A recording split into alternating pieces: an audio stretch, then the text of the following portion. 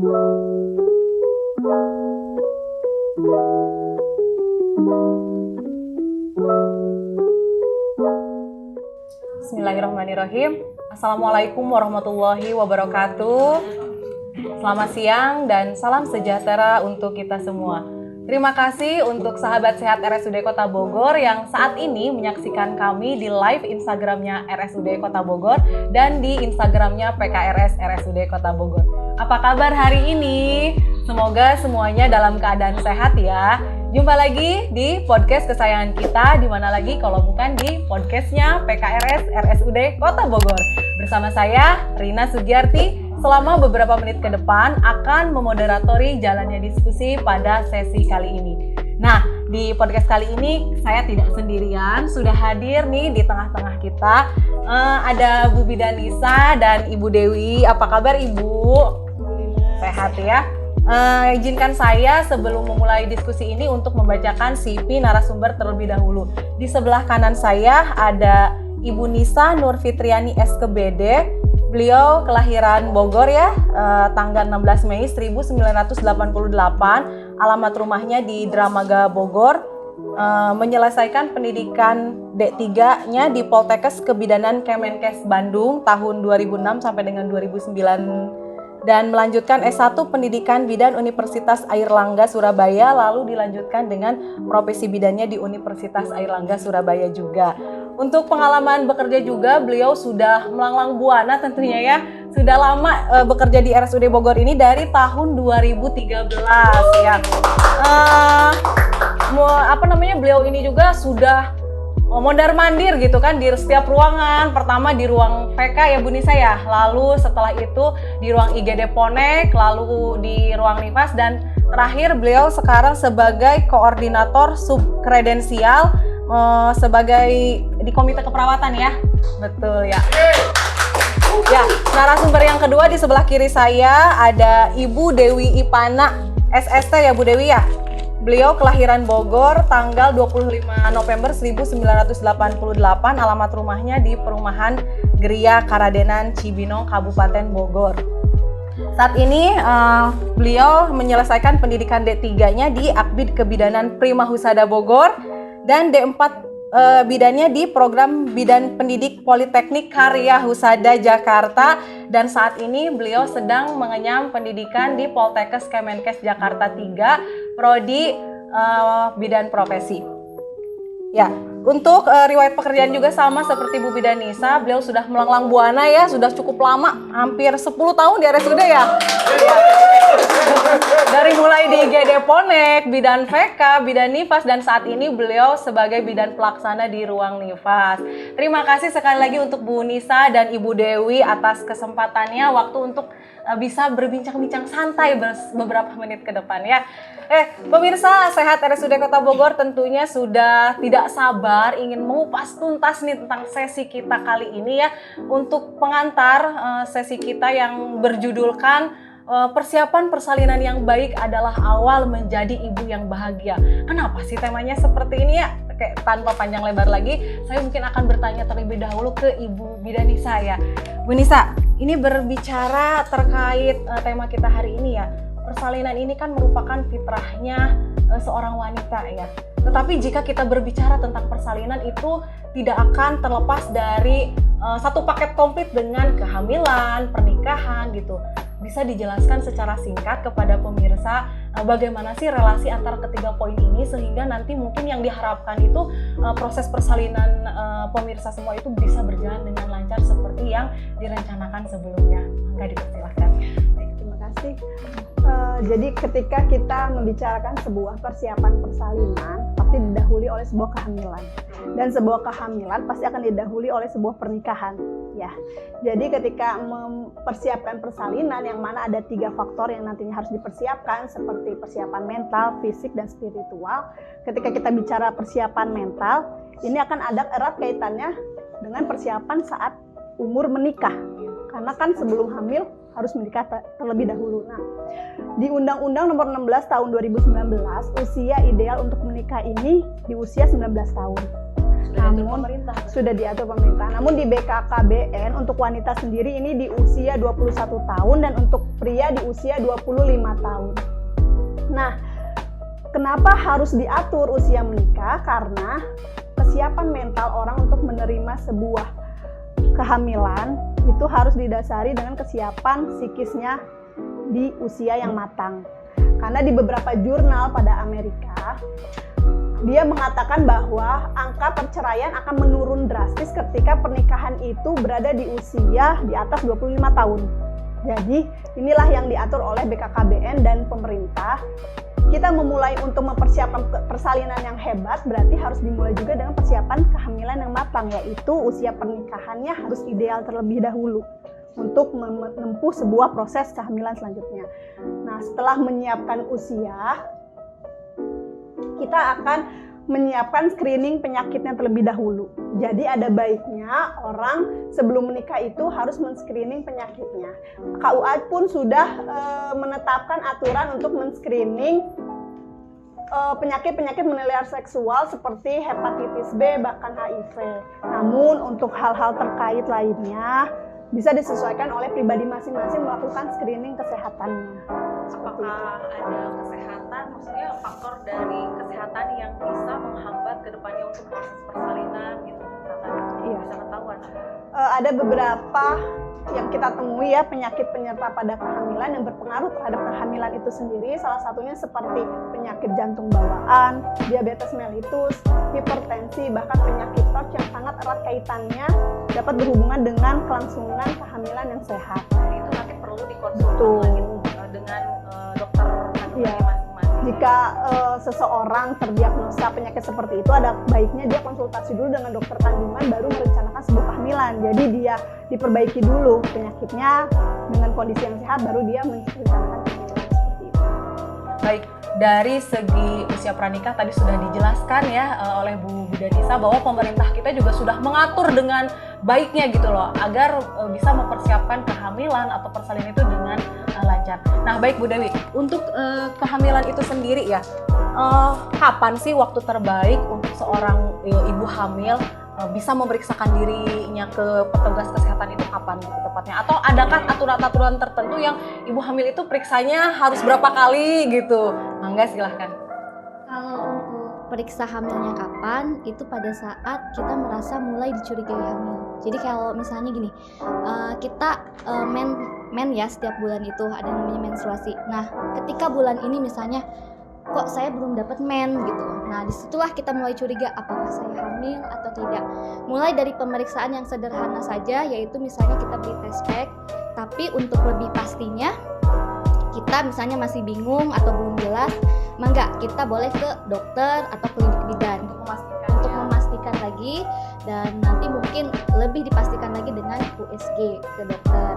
Kalau untuk standar pemeriksaan kehamilannya sendiri di pemerintah itu minimal itu paling sedikit menurut peraturan Kementerian Menteri Kesehatan PMK nomor 21 tahun 2021 sebanyak 6 kali Bu Rina.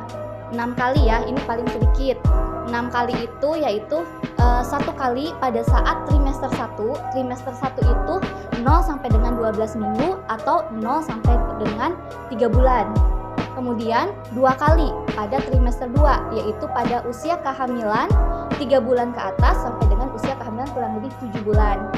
Ya, dan kemudian yang ketiga pada saat trimester 3. Trimester 3 itu kehamilan 7 bulan ke atas sampai dengan 9 bulan. Itu 3 kali. Bisa dilakukan di dokter, di bidan, di posyandu, di puskesmas oleh tenaga kesehatan, bidan atau dokter yang memiliki surat tanda registrasi aktif dan surat izin praktek. Punya SIM yang jelas ya.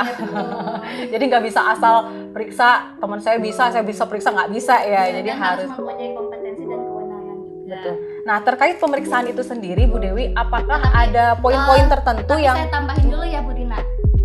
Tapi kalau misalnya mau periksa hamil setiap bulan juga nggak apa-apa. Jadi tidak ada, saya kan minimal 6 kali gitu. Bahkan WHO sendiri 8 kali loh. WHO itu Badan Kesehatan Dunia itu meminimalkan pemeriksaan kehamilan itu paling sedikit 8 kali. Perbedaannya ada di bedanya di trimester 3 itu 5 kali. Dengan yang PMK tadi Iya, ya. tapi kalau setiap bulan misalnya Bu Rina atau sobat-sobat RSUD mau periksa hamil nggak apa-apa, itu nggak masalah, itu lebih bagus lagi. Nah, terkait pemeriksaan itu sendiri, adakah poin-poin yang harus ditekankan pada saat pemeriksaan hamil itu apa aja gitu? Biar sobat RSUD yang di rumah itu kan bisa ada ancang-ancang nih, misalkan saya sekarang udah 3 bulan, apa aja nih yang harus diperiksa, atau nanti ketika 6 bulan atau ketika 9 bulan gitu. Mangga boleh dijelaskan. Jadi kenapa kita itu penting ya periksa hamil, karena di dalam kehamilan itu kita bisa tahu hamil itu normal atau tidaknya dari pemeriksaan hamil. Jadi kan ada screening juga di pemeriksaan hamil. Hal-hal yang diperiksa hamil itu banyak. Jadi bukan cuman ibunya aja, tapi bayinya juga. Dan kalau mau periksa hamil, kalau bisa dilibatkan suami atau keluarganya biar sama-sama tahu perkembangannya. Di periksa hamil itu nanti kita diukur tekanan darahnya, ditimbang berat badannya, tekanan darahnya normal atau enggak, berat badannya normal atau enggak, terus di bunyi jantung bayinya diperiksa normal atau enggak, terus presentasi atau bagian bawah terjaninnya normal atau enggak, terus tes laboratorium, iya. Itu bisa lebih jelasnya sih sama USG. Terus tes laboratorium untuk screening penyakit-penyakit tertentu atau penyakit pada penyerta kehamilan. Terus ada juga nanti pemberian tablet besi, minimal kita minum 90 kali tablet atau multivitamin. Kalau kita periksa ke puskesmas atau posyandu itu suka dikasih ya tablet-tablet penambah darah ya. Terus kalau misalnya nanti kita periksa hamil juga di situ kita bisa tahu nih kondisi kehamilan kita ini perlu penanganan lebih lanjut atau enggak. Jadi bisa tata laksana juga di situ. Kalau di USG ini sendiri tuh apa aja sih yang bisa kita dapatkan dari hasil pemeriksaan itu sendiri gitu, Bu Dewi? USG. Kalau yang berkembang di masyarakat awam itu kan USG itu hanya untuk tahu jenis kelamin ya. Padahal manfaat USG itu banyak sekali. Salah satunya selain tahu jenis kelamin, kita tahu air ketuban normal atau enggak, terus letak bayinya normal atau enggak, terus pertumbuhan plasenta atau ari-arinya normal atau enggak, berat badan bayi, dan kelainan-kelainan yang terjadi pada bayi. Nah, kalau misalnya di RSUD sendiri ini untuk misalnya ada yang terdapat kelainan pada janin nih, pas saat USG kita ada loh di dokter subspesialisnya ya. Nah, namanya Dokter Jonas, subspesialis maternal. Saat ini juga sedang menyaksikannya. Feto maternal ya. Dan ada USG 4 dimensi untuk lebih jelasnya lagi yang terupdate. Oke, betul. Terima kasih. Nah, Bu Dewi, Bu Nisa, ini tadi kan kita sudah membahas terkait pranikah, pernikahan, dan sekilas tentang kehamilan. Lalu ini masuk ke sesi persalinan ya. Nah, saya sebelum live di sini tadi sempat membaca sebuah quotes, ada bidan spiritual Inamai Gaskin dari luar negeri. Beliau mengatakan di bukunya itu bahwa kapanpun dan dimanapun kita melalui proses persalinan, itu katanya akan sangat berpengaruh sekali terhadap kehidupan kita selanjutnya. Dan wow, itu jadi surprisingly sih, maksudnya bagaimana kalau saya tidak bisa mempersiapkan persalinan itu dengan baik gitu. Bagaimana nanti keadaan janin saya di dalam gitu kan. Berarti ini memang butuh persiapan juga kayak. Nah, sebetulnya sih apa aja sih yang perlu dipersiapkan oleh kita untuk proses persalinan ini agar nantinya berjalan dengan lancar? Mangga silakan Bu Nisa. Jadi persiapan persalinan sendiri yang dibilang oleh bidan namanya Gaskin itu mempengaruhi kehidupan, artinya bahwa pengalaman terkait persalinan ini akan selalu dikenang seumur hidup dan akan menjadi cerita turun-temurun. Betul. Ketika sudah menjadi cerita turun-temurun terhadap anak cucu, kita harus mengharapkan ini akan jadi cerita yang indah dan pengalaman yang indah serta membahagiakan. Inilah yang terus diganangkan beberapa bidan untuk menciptakan bagaimana persalinan yang indah, yang bahagia. Nah, persiapan yang tadi saya bilang di awal adalah pertama persiapan mental, fisik, spiritual. Ketika kita bicara persiapan fisik, setiap kehamilan itu memang diwajibkan untuk senam hamil. Kenapa saya bilang senam hamil ini wajib saat kehamilan? Karena aktivitas saat ini, di masa sekarang ini berbeda dengan aktivitas saat nenek kita dulu lahiran 12 orang secara normal, satu lusin. Kenapa berbeda? Karena di saat yang sekarang semua terasa mudah. Mesin cuci ada, asisten rumah tangga ada. Jadi tubuh ini tidak terbiasa untuk beraktivitas. Akhirnya otot-ototnya akan kaku, otot-ototnya tidak rileks sehingga ketika ada mules, kontraksi, langsung shock badannya, sehingga ketika diarahkan oleh bidannya akan susah. Jadi latihan pertama itu adalah untuk merilekskan otot-otot dengan senam hamil. Bisa memakai gym ball, bisa memakai trainer pribadi yang diundang private ke rumah, atau bisa mengikuti senam-senam hamil di berbagai lembaga kesehatan yang memang ada trainernya. Jika sudah pernah sekali, maka silakan dilihat di YouTube beberapa senam hamil yang bisa diikuti di rumah. Yang penting rutin dan terus menerus. Selain itu, selain senam fisik, kita juga senam pijat perineum. Maksudnya pijat perineum karena mimpi untuk memiliki tidak ada robekan saat persalinan normal ini sangat mungkin sekali ketika kita rutin melakukan pijat perineum. Ada tahapannya seperti itu. Dan selain pijat perineum, senam fisik, yang terakhir itu kita harus belajar nafas. Belajar nafas ini betul sangat penting sekali untuk mengkontrol diri saat merasakan kontraksi lahiran. Dan belajar nafas ini tidak bisa instan saat lahiran baru kita belajar, tapi alangkah baiknya saat kehamilan sudah mulai dilatih dengan sering sehingga nafas itu lebih teratur. Jadi kalau saat kehamilan kita bisa belajar nafas itu hidung ke hidung. Jadi tarik nafas, kemudian buang lewat hidung. Saat nanti sudah merasakan mules-mules palsu itu bisa hidung ke mulut. Jadi tarik nafas dari hidung, keluarkan dari mulut. Ketika sudah bisa mengatur nafas, badan akan mudah rileks, akan mudah diarahkan oleh bidan-bidan saat bersalin. Itu baru persiapan fisik, Bu Rina. Karena gitu. kan yang namanya otot itu tidak bisa instan ya. Pada saat melahirkan langsung tiba-tiba bisa ngikutin kan nggak bisa ya. Kalau zaman dulu tidak ada senam hamil tapi lahiran lancar karena mereka nyuci baju di kali, kerja di ladang, jadi otomatis panggulnya terbuka, ototnya lentur. Kalau sekarang kan tidak, makanya kenapa ada senam hamil begitu. Itu baru persiapan fisik. Kemudian yang kedua adalah persiapan mental. Yang tadi kita awali dengan usia ideal menikah. Setelah usia ideal menikah, kita ini harus merubah pandangan kita terhadap persalinan. Apa sih yang dilihat oleh orang ketika mendengar kata persalinan?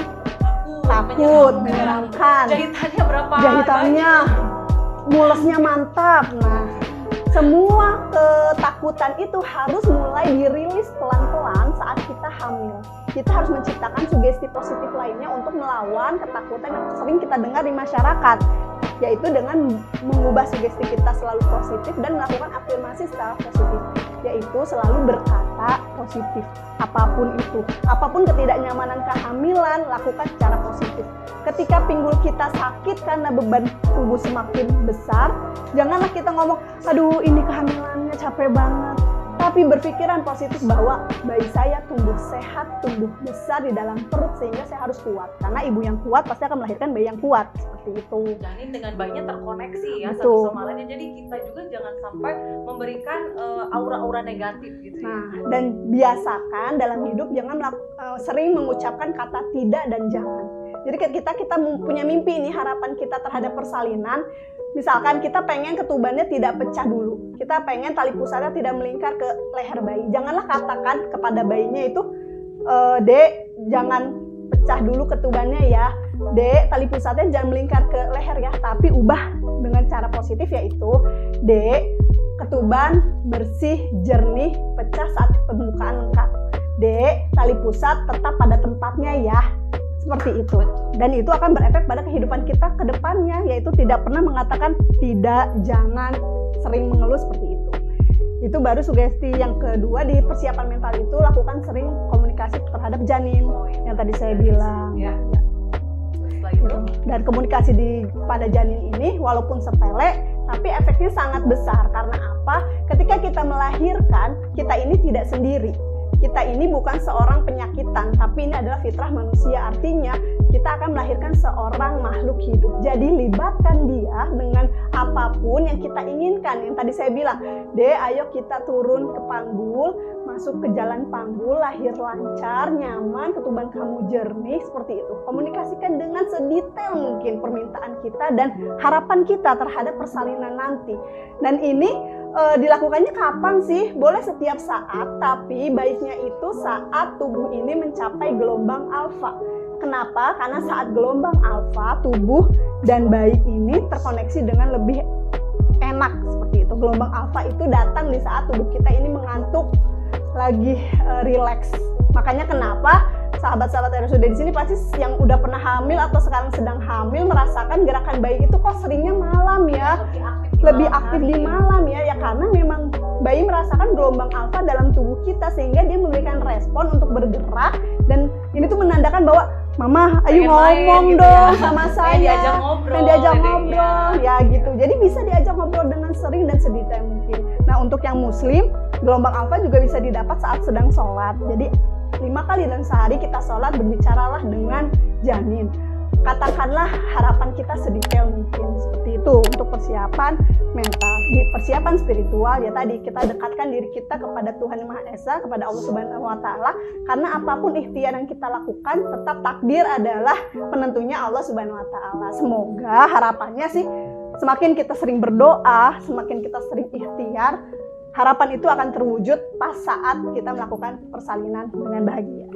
Dan tadi sudah dijelaskan ya, berarti persiapan persalinan itu tidak hanya dibutuhkan fisik kita, tidak hanya dibutuhkan mental, spiritual, mungkin di sini bisa ditambahkan untuk kesiapan finansialnya juga ya.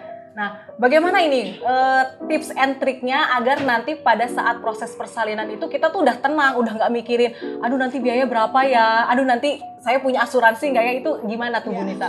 Jadi untuk menenangkan ibu hamil dan suami saat proses persalinan, langkah baiknya memang kesiapan dana ini harus sedini mungkin diadakan. Apabila sekarang kan ada zamannya BPJS, kalau memang pengen menggunakan fasilitas BPJS yang disediakan oleh pemerintah, diurus sejak awal kehamilan.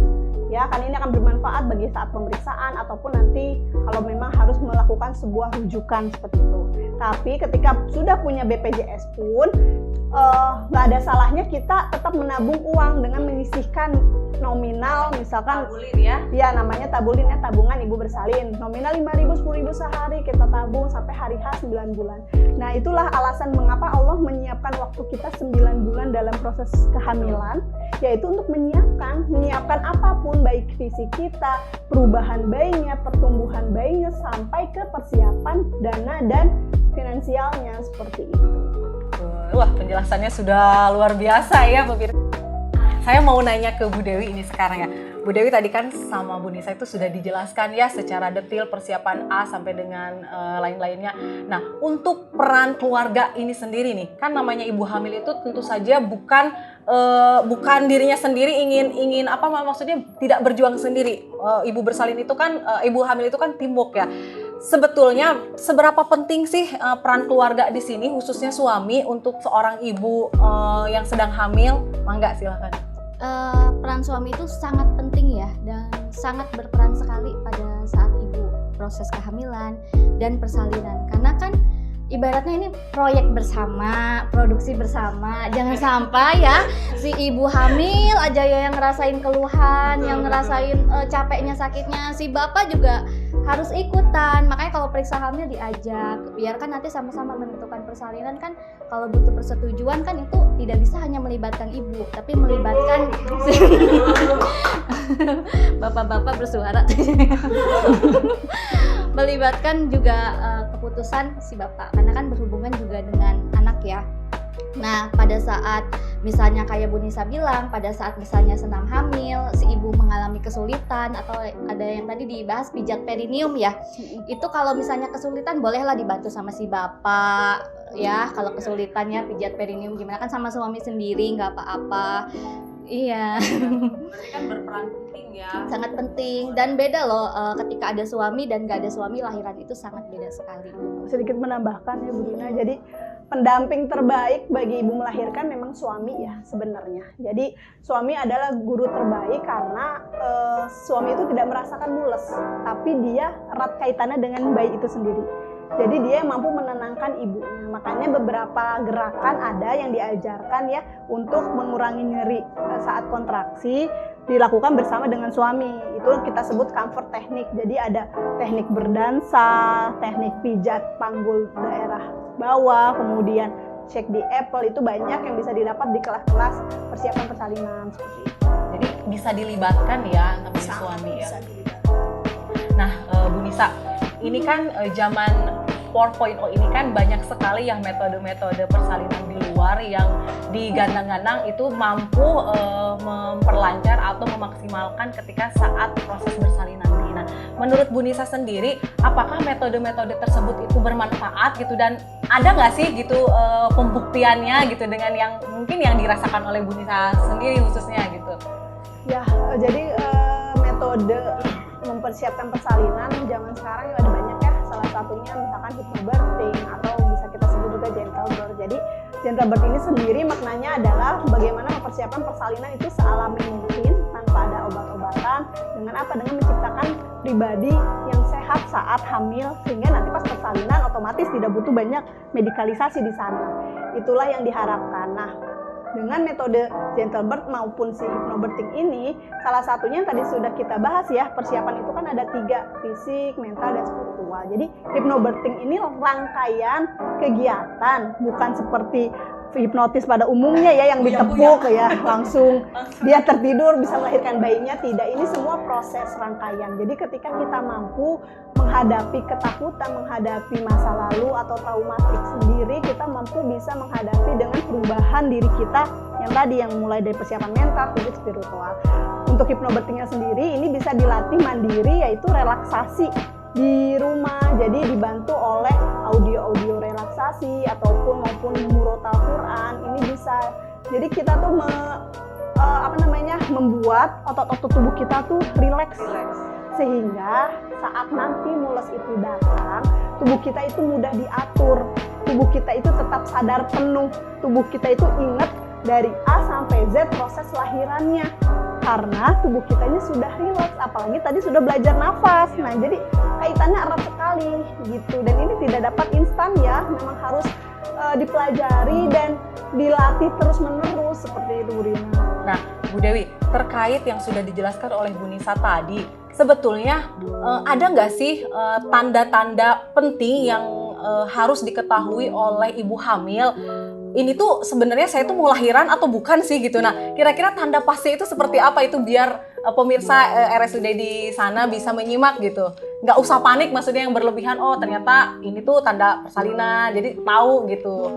Biasanya kelahiran itu kan dimulai dengan mules ya, tapi dalam kehamilan itu Bu Rina ada mules palsu, ada mules asli.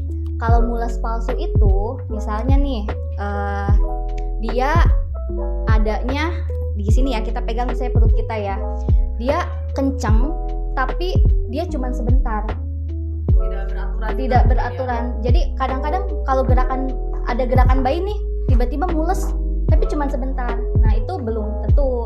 Nah, kalau mules asli, dia itu mulesnya teratur, biasanya 10 menit itu, kita hitung aja nih 10 menit, adanya itu 2 atau 3 kali, dan ini kencangnya itu lamanya itu biasanya di atas 15 detik atau 20 detik, dan itu teratur, berulang-ulang.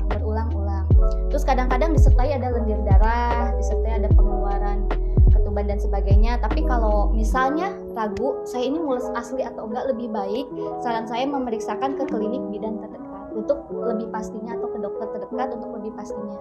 Jadi harus selain tanda-tanda itu juga nah seorang ibu itu harus sudah mempersiapkan ya apa saja yang harus dibawa. Mungkin jadi nanti tuh nggak panik, aduh saya bingung, belum nyari ini, belum cari itu gitu ya. Itu lebih baik sedari dini mengantisipasi panik. Begitu kan kita mules atau keluar lendir darah, kan kadang-kadang udah ngeblank gitu, udah nggak bisa mikir apa nih. Lebih baik kita siapkan dari sekarang persiapan tas ya, tas yang agak besar, isinya itu baju bayi, ibu bayi. Kan baju bayi kadang kita udah beli ini yang baru, lebih baik dicuci dulu Bu Rina karena kan masih ada bau-bau obat pengawetnya kayak gitu ya. Jadi kalau udah dipakai tuh udah ready gitu. Terus persiapannya banyak ya, ada misalnya softtek, jangan bahas ini ya. Pembalut, terus daster. Kalau bisa sih dasternya yang kancingnya di depan, itu untuk nyusuin lebih mudah, baju-baju bayi, perlengkapan bayi, pampers bayi. Terus jangan lupa masukin buku hamil ya. Buku hamil tuh biasanya ibu hamil tuh dapat buku kayak gini. Ini namanya buku kesehatan ibu dan anak ya. Biasanya Dapatnya di mana itu Bu Dewi? ada di puskesmas, posyandu, tempat pemeriksaan kehamilan. Biasanya kita di sini tuh mencakup riwayat-riwayat selama hamil, tensinya, kemudian detak jantung bayinya dan segala hal yang normal atau tidak normal, sampai hasil lab juga biasanya diselipin di sini. Jadi begitu kita nanti mules mau lahiran, kita ini masukin semua, udah satu paket. Jadi kita nggak bingung bawa apa lagi, udah bawa itu aja. Jadi kan nanti di fasilitas kesehatan berikutnya atau di bidangnya, kalau ibunya mulus-mulus kan kadang nggak bisa ditanya ya. Kita bisa lihat, membantu sekali buku ini. Di sini juga termasuk ada edukasi-edukasi apa yang harus dilakukan ibu hamil, perkembangan ibu hamil, bahkan sampai ke bayi dan ke nifas pun ada di sini. Dan ini gratis dari pemerintah, buku kesehatan ibu dan anak yang warna pink. Jadi ini dibaca ya, pemirsa, ini nanti Kadang-kadang dibaca. nggak dibaca. Iya, kadang ini setelah selesai periksa ya udah disimpan aja. Padahal mungkin yang dibahas tadi oleh Bu Nisa itu secara garis besarnya itu udah ada di sini, dari mulai pranikah, mungkin sekilas tentang pernikahan, kehamilan, sampai ke bayinya atau masa nifas atau pemilihan KB juga ini ada di sini semua ya. Sedikit menambahkan yang mengenai persiapan tadi yang pas, Iya. kalau memang kita sulit mengingat, ada baiknya kita menulis ya birth plan khusus. Jadi dalam tulisan tangan, apa persiapan kita sebelum hamil, seperti senam harus berapa kali, ngajak ngomong janin berapa kali, terus tas itu harus siap di umur kehamilan berapa, kemudian saat persalinan kita pengennya ditemenin oleh siapa, di mana tempat kita lahiran, oleh siapa kita akan lahiran, terus pasca lahirannya kita akan memberikan ASI eksklusif, terus IMD, itu semua kalau memang sulit untuk diingat, silakan dicatat dan itu ditempel di tempat yang sering kita lewati. Biar apa? Biar kita paham, oh iya PR saya ini belum dilaksanakan, ini harus dilaksanakan, ada yang kurang silakan tulis lagi di situ. Jadi memang menyiapkan ya gitu. Nah, Bu Nisa, di sini mungkin ada pemirsa ya, maksudnya sahabat RSUD yang sedang hamil, mau anak pertama, anak kedua gitu kan. Nah, biasanya sih kalau ibu muda di sini rata-rata suka masih merasa bahwa dirinya itu tidak cukup mampu atau tidak cukup ilmunya tentang kehamilan itu atau mempersiapkan proses persalinan itu seperti apa. Bahkan dia itu sering googling, cari di Google, di artikel, atau mungkin bahkan bertanya ke teman, tetangga gitu. Kadang di saat-saat seperti ini mitos-mitos yang melekat di masyarakat itu juga masuk ya. Padahal kan di sini menurut Bu Nisa sendiri terkait mitos yang melekat di masyarakat itu, apakah seiring atau seringnya itu berjalan seiring relevan ilmu kebidanannya sendiri atau bagaimana itu? Karena kan ini cukup banyak ya yang masih kita temukan gitu. Kalau kita bicara mitos ini sepanjang ya bahasannya, Iya. karena memang banyak hal yang tidak sesuai dengan ilmu kebidanan. Yang pasti ketika orang mau mencari ilmu lewat Google, saya sih mengacungi jempol, artinya dia mau belajar dan akan terus belajar. Modalnya adalah cari tenaga kesehatan yang kompeten, yang sesuai dengan chemistry kita. Jadi jangan mencrok. Betul. Satu pilih yang sesuai dengan visi misi kita. Jadi bertanyalah langsung ke yang bersangkutan. Yang tadi Bu Dewi bilang ya, yang dia punya STR aktif, Ya, SIPD aktif, dan dia memang bekerja di sebuah instansi pemerintahan atau instansi tenaga kesehatan yang kompeten seperti itu. Itulah yang menjadi pusat ilmu kita. Jadi kalau periksa hamil, jangan mati kutu kalau dokter atau bidannya nanya, ada yang mau lagi ditanya. Siapkan dari awal apa pertanyaan, apa mitos yang berpengaruh, apa disuruh apa. Dan inilah peran suami penting. Ketika mitos datang dari mertua, silakan suami yang mengkondisikan. Mitos datang dari orang tua istri, silakan istri yang mengkondisikan. Karena apapun itu ilmu pengetahuan, kalau dibandingkan dengan mitos ya kita harus lebih percaya ilmu pengetahuan, walaupun mitos itu pasti didasari oleh pengalaman leluhur-leluhur. Tapi kita sebagai generasi milenial yang zaman sekarang mudah sekali mendapat informasi, harus pintar-pintar memilah mana yang bisa diikuti, mana ini yang berbahaya bagi kesehatan kita, seperti itu. Nah, menarik sekali ya sahabat RSUD perbincangan kita saat ini. Sebelum saya bertanya tentang pengalaman persalinan kedua narasumber ini, mangga untuk sahabat RSUD yang mau bertanya, kami memberikan kesempatan untuk bertanya ya. Beberapa penanya terbaik mungkin nanti akan langsung dijawab oleh narasumber kita. Boleh ditulis ya di kolom komentar, nanti tim kami akan membacakan dan kami di sini akan berusaha menjawab. Mangga silahkan. Sudah siap? Sudah ada? Sudah ada nih Bu Bida Ya. pertanyaannya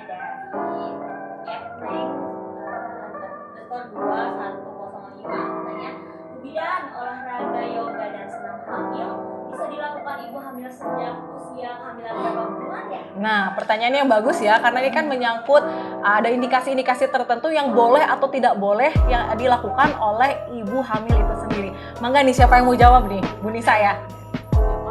Kalau kita bicara senam, kalau dulu senam hamil yang monoton gerakannya itu biasanya syaratnya di atas 28 minggu. Tapi Atas 28 minggu berarti itu 7 7 bulan ya. dengan syarat pemeriksaannya normal ya, maksudnya tidak ada hal-hal yang mengarah ke arah komplikasi. Namun di zaman sekarang kan ada ilmu baru ya yang terkait tadi yoga. Di yoga ini ternyata banyak gerakan-gerakan yang memang bisa dimulai sejak awal kehamilan. Tapi ya itu tadi didasari dengan pemeriksaan kehamilan yang sehat dulu, dan gerakannya juga berbeda-beda dan terbatas. Misal ketika di usia trimester 1 hanya gerakan-gerakan ringan, nanti di trimester 2 mulai nambah nih, di trimester 3 mulai nambah, karena targetan kita ini kan untuk merilekskan otot dan membuka panggul, dan itu disesuaikan dengan umur kehamilan masing-masing. Makanya yang tadi saya bilang di awal, baiknya untuk pertama kali senam dilakukan dengan trainer yang berpengalaman atau di tempat-tempat yang memang mengadakan senam hamil atau yoga hamil dengan tenaga kesehatan yang kompeten gitu. Dan memang untuk senam hamil ini gerakannya juga sudah dipilih sedemikian rupa ya, tidak yang aktif gimana seperti Zumba mungkin, mohon maaf ya. Maksudnya di sini ya memang di situ dibutuhkan trainer khusus gitu. Trainer khusus dalam arti yang berpengalaman di di bidang hamil ini sendiri. Sebenarnya kalau untuk yang muslim ada yang menciptakan juga gerakan senam itu dari gerakan sholat. Gitu. Biasa, jadi ya? sebenarnya gerakan sholat ini bermanfaat. Kan sholat kita dari hamil kecil dong, kita udah sholat dengan gerakan yang benar ya. Makanya coba siapa tahu nih dengan dengan hamil kita membuka lagi ilmu agama, memperbaiki gerakan sholat kita, karena ternyata manfaatnya juga ada loh buat mempersiapkan persalinan. Karena yang namanya datang dari Allah, pasti Allah tahu kan manfaat kedepannya untuk apa gitu. Jadi sholat ini juga bermanfaat ya Betul. untuk membantu proses kehamilan itu berjalan lancar. Terutama mungkin posisi ya Bu Nisa ya. Iya, kita itu untuk mengembalikan posisi fitrahnya bayi yang ada di bawah panggul. Dia tuh harus masuk. Kenapa sih sekarang banyak yang sungsang, banyak yang melintang? Karena ya itu tadi saya bilang, zaman sekarang kan terlalu santai, ada sofa empuk, akhirnya posisi tubuh begini. Ada mbak juga. Begini. Akhirnya ya itu tulang punggung kita juga tidak dengan fitrahnya ada di belakang, akhirnya kepala juga susah nyari nih kepala bayinya mau masuk mana, akhirnya dia sungsang, akhirnya dia melintang seperti itu. Ada lagi pertanyaan selanjutnya? Ada nih yang kedua dari Meitra.sari. Bu Bidan, hal apa saja yang harus dipersiapkan sebelum melakukan persalinan normal, sesar ataupun ERA? Maka boleh Bu Dewi, ini karena beliau pakarnya di lapangan nih. Silakan.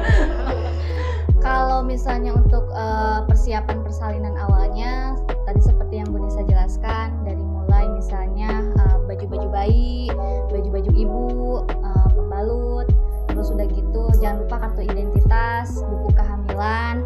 Nah terus kalau misalnya untuk yang normal ya, kalau yang sesar biasanya kita ada tambahan itu pampers ya, biasanya untuk sesar itu. Terus siap mental, siapkan doa juga dari keluarga. Terus jangan lupa kita tuh dari sekarang tuh udah siap juga. Misalnya gini, ada program kan ibu hamil itu dicek golongan darah ya. Kenapa dicek golongan darah? Karena ibu hamil, ibu bersalin itu resiko terjadi perdarahan saat bersalin atau misalnya di kehamilan. Ada yang normal, ada yang enggak. Salah satunya itu kita cek golongan darah. Misalnya nih, saya golongan darahnya O nih. Terus kita cari nih saudara atau suami yang golongan darah O-nya juga. Takutnya sewaktu-waktu misalnya kita butuh transfusi atau apa, butuh donor pengganti, kita gak usah nyari siapa nih golongan darah O nih, saya butuh istri saya transfusi darah, tapi kita sudah mempersiapkan dari sekarang. Dan menariknya ya Bu Nisa, tema kita kali ini tuh kita tidak memprovokasi sahabat sehat RSUD untuk selalu melahirkan dengan normal ya. Itu kan ada bisa saja ada indikasi-indikasi medis tertentu yang tidak bisa berubah. Meskipun nonton ini nanti tuh ada yang kekeh saya pengennya normal, tetap kata Bu Nisa, kata Bu Dewi ini bisa normal, tidak seperti itu ya. Cuman maksudnya di sini bagaimana caranya kita bisa mempersiapkan proses persalinan itu agar nantinya kita happy gitu kan ya. Jadi memang kalau ibu hamil itu siap dua plan ya, plan A, plan B. Tapi gini, fitrahnya itu kan lahir normal. Nah, kita juga tapi menyiapkan plan B-nya. Tapi bukan berarti plan B ini jadi keparnoan kita. Duh, ngelihat teman sebelah kok ini dulu. Jadi itulah yang bisa mengatur pikiran kita adalah kita sendiri. Silakan dilakukan dengan sedemikian mungkin, karena walaupun kita menyiapkan A, kalau memang takdirnya A dan ikhtiar kita A, tergantung kesehatan kita, itu akan menjadi A gitu. Tapi kalau ternyata ada takdir berkata lain menjadi B, kita harus siap, harus ikhlas, seperti itu. Masih ada nih dari Petra Dotsari. Bu Bidan, nutrisi dari makanan apa saja sih yang sebaiknya dikonsumsi ibu hamil agar proses persalinannya mudah dan lancar? Iya, buku pink lagi ini. Ya, Mungkin Oke, silakan. ini terkait mitos berarti. Betul, Yang iya. bilang katanya makan durian bikin mules, makan nanas bikin mules ya. Sebenarnya tidak ada faktor identik, yang ada penelitiannya malah kurma ya, yang pernah saya baca untuk menimbulkan hormon oksitosin yang bisa merangsang mules saat lahiran. Tapi untuk buah-buahan tersebut itu boleh dimakan oleh ibu hamil, tapi tidak kita khususkan ini untuk melahirkan. Jadi ibu makan aja nanas yang banyak, tidak, malah itu bisa menimbulkan diare ya. Jadi kalau memang sobat RSUD mau mengkonsumsi buah-buahan yang disinyalir mitosnya katanya buat merangsang, mangga dilakukan tapi tidak berlebihan dan dalam kondisi lambung itu sudah terisi oleh makanan. Tapi kalau untuk kurma sendiri, saya sudah membaca jurnalnya, ada yang melakukan penelitian terkait kala 3 yang saat pelatihan itu pengeluaran plasenta itu. Jadi kurma ini memang ada unsur oksitosinnya, mangga itu bisa dilakukan dengan mengkonsumsi kurma saat mau menjelang persalinan, menunggu mules-mules alami dengan memakan kurma hitungan ganjil seperti itu. Tapi yang pasti untuk merangsang mules nih buat sahabat-sahabat RSUD yang sudah mau mendekati HPL atau hari taksiran lahir tapi kok belum ada mules, rangsangnya tidak hanya oleh makanan ya. Jadi bisa dengan gerakan fisik yang tadi saya bilang, senam hamil, atau kembali lagi ke aktivitas nenek kita zaman dulu yang ngepel jongkok, naik turun tangga, jalan 1 jam. Iya betul, itu semua bisa gitu. Jadi Jadi jangan pada dasarnya terpaku. mungkin kalau untuk nutrisi tidak ada hal signifikan yang harus dilarang Iya. atau gimana gitu Ya, ya. malah yang bahaya Sama rumput ada Fatimah yang itu. dilarang itu Iya. kan mitos yang berkembang kalau mulesnya nggak ada pasti Rumput. rumput Fatimah itu bahaya. jangan ya bidan dokter tidak menyarankan karena itu dapat menimbulkan kontraksi yang berlebihan, ditakutkannya nanti terjadi komplikasi pada persalinan. Jadi lebih baik Buah-buah. kita filter saring buah-buahan, pokoknya nutrisinya 4 sehat 5 sempurna dan tambahannya tadi kurma ya yang sudah ada penelitian untuk tenaga ya. Madu juga. Masih ada lagi. Masih ada info lagi nih Luar biasa ya, tepuk tangan dulu dong ya semuanya. Apa yang masih tentang makanan tapi berbeda dari NFL Anugrah. Katanya ada gak sih Bu Bidan makanan yang bisa mempercepat pembatalan nafas? Nah, itu tadi. Mangga silakan ini hangat banget ini. Baru aja selesai nih. Tadi yang kita bahas sebenarnya ya. Jadi kalau makanan spesifikasi khusus, mungkin yang tadi buah-buahan, mangga itu silakan dimakan, tapi dengan syarat perut sudah terisi oleh makan besar, makan nasi dan tidak berlebihan. Karena penelitian aslinya belum saya baca kalau saya pribadi. Tapi kalau untuk kurma itu memang sudah ada penelitiannya dan juga bisa menambah tenaga. Karena namanya kita ngeden itu kita butuh tenaga. Mangga silakan dikonsumsi kurmanya sesuai kebutuhan dengan hitungan ganjil seperti itu. Yang terakhir nih Bu Bidan dari Eka Dian Pria. Katanya Bu Bidan, gimana sih cara kita meyakinkan keluarga kalau mitos itu bisa merugikan, sedangkan orang tua tuh selalu bilang kan saya lebih berpengalaman. Bagaimana nih caranya meyakinkan keluarga? Mangga, Dewi. Kalau untuk meyakinkan keluarga ini susah-susah gampang ya, karena posisinya ibu hamil itu galau. Sensitif. Kalau nggak ngikutin mertua, disangka aku nggak nurut gitu ya. Kalau nggak ngikutin ini, nah cuman kita balik lagi, si mitos itu ada manfaatnya atau enggak. Punten misalnya ada nih mitos yang ibu hamil itu pakai gunting ya, gunting sama bawang, Pangle. simpen di sini.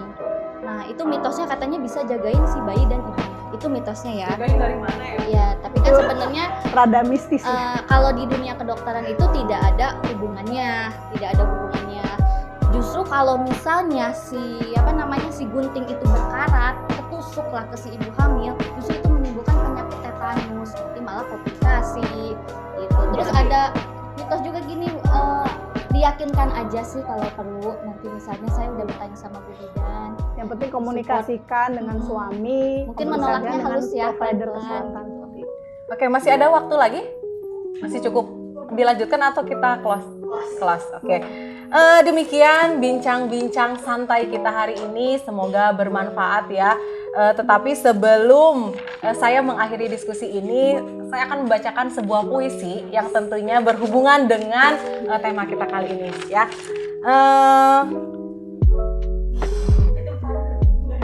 Cinta itu perjuangan. Seperti seorang ibu berjuang melahirkan anak-anaknya. Bagaikan sosok ayah bersusah payah menafkahi kehidupan keluarganya. Semuanya perlu direncanakan, difikirkan masak-masak, diperhitungkan, dan diusahakan sebagai wujud cinta. Ya, tepuk tangan dulu boleh. Mungkin kesimpulan yang bisa saya tarik secara garis besarnya bahwa persalinan itu adalah fitrahnya seorang perempuan ya. Tetapi jika persalinan itu kita bisa mempersiapkannya secara body, fisik, spiritual yang tadi sudah dijelaskan, mungkin persalinan itu akan terasa jauh lebih menyenangkan dan akan menjadi momen-momen yang indah karena di situ antara janin, ibu dan ayahnya itu terkoneksi dengan satu sama lainnya. Nah, untuk sobat RSUD yang saat ini masih menyaksikan podcast kami, semoga kita semua bisa memperdayakan diri untuk mengambil keputusan terbaik nih. Persalinan apa yang kira-kira kita inginkan? Apakah yang minim trauma atau justru yang traumatik? Saya ucapkan terima kasih untuk sahabat RSUD yang mendukung kami dari awal acara sampai akhir nih. Terima kasih untuk Kepala Instalasi Maternal Neonatal kita, Dr. Eli. Terima kasih untuk bidang keperawatan dan tim PKRS RSUD Kota Bogor. Ya, mohon maaf apabila saya pribadi ada kata-kata yang kurang berkenan, ada kurang-kurang penyampaian materi juga, nantikan di podcast kami selanjutnya ya. Wabillahi taufiq wal hidayah. Wassalamualaikum warahmatullahi wabarakatuh. Terakhir dari kami, selamat hari ulang tahun Ikatan Bidan Indonesia. Jayalah selalu. Wabillahi taufiq wal hidayah. Wassalamualaikum warahmatullahi wabarakatuh.